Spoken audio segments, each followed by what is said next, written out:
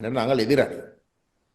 அவர்கள் ஆட்சிக்கு வந்ததே இந்த அரசியல் அதிகாரிகள் செய்த ஊழல் அதை எல்லாத்தையும் ஒழித்து ஒரு சரியான ஒரு இடத்துக்கு கொண்டு வருவார்கள் என்று சொல்லித்தான் அவர்கள் ஆட்சிக்கு வந்தார்கள். அவர்கள் தலைமை பதவியில இருக்கிற இடத்துல அவர்கள் இந்த கதையை சொல்ல இயலாது. தமிழரசு அவர்கள் ஒத்துழைக்காத நபர்கள் இருக்கிறமாக இருந்தால் அவர்கள் அந்த இடத்துல இருந்து அவர்களை மாற்றி அமைச்சு அவர்கள் தங்கட மக்கள் தங்களுக்கு வழங்கியிருக்கிற ஆணையை முன்னுக்கு கொண்டு போகக்கூடிய தங்களுக்கு தேவைப்படுகின்ற ஆக்களை அந்தந்த இடங்களுக்கு கொண்டு வரதுதான் அவர்களுக்கு இருக்கக்கூடிய அந்த ஆணை. அதை செய்ய வேணுமே தவிர அவர்கள் அரசு அதிகாரிகளை காட்டி ஒத்துழைக்கிறாங்க இல்லை என்று அவர்கள் சொல்ல முடியும். அவர்கள் தான் அரசாங்கம். ஆகவே எங்களை பொறுத்தவரையில நான் ஏற்கனவே சொன்னதை போல ஒரு நீண்ட பட்டியல் இருக்கு.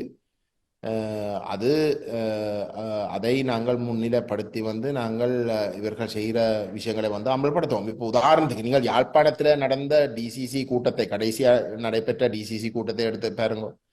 அனுரகுமார திசாநாயக்க யாழ்ப்பாணத்துக்கு வார. அவர் யார்? அவர் நாட்டினுடைய ஜனாதிபதி. அவருக்கு கீழே தான் எல்லாமே. ஒரு ஜனாதிபதி யாழ்ப்பாணத்துக்கு ஒரு டிசிசி கூட்டத்தில் கலந்து கொள்றாருண்டா அந்த டிசிசி கூட்டம் எவ்வளவுக்கு ஒரு முக்கியமான ஒரு இடம். அந்த டிசிசி கூட்டத்துல தான் அந்த மாவட்டத்துக்குள்ளே இருக்கக்கூடிய அனைத்து விவகாரங்கள் சம்பந்தமாக முடிவெடுக்கக்கூடிய ஒரு இடம், ஒரு பொது இடம். எல்லா பிரச்சனையிலும் அங்க ஒரு இடத்துல கொண்டு தீர்க்கக்கூடிய ஒரு கட்டமைப்பு அந்த டிசிசி. அதுக்காகத்தான் உருவாக்கப்பட்டது. இப்ப அப்படிப்பட்ட ஒரு இடத்துக்கு வார.